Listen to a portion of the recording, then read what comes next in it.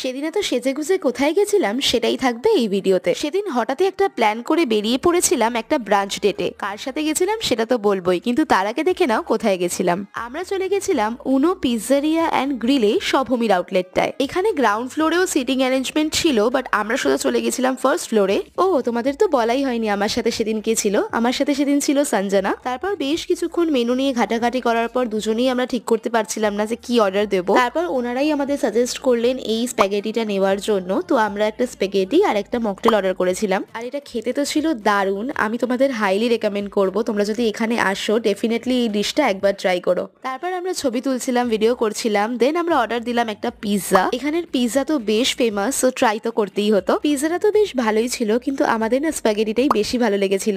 তারপর আমরা ডেজার্টে অর্ডার দিলাম একটা আইসক্রিম। খাওয়া দাওয়া শেষ করে বেশ কিছুক্ষণ আড্ডা মেরে চলে এলাম বাড়ি। And you know what, girl dates are my favourite. Bye by.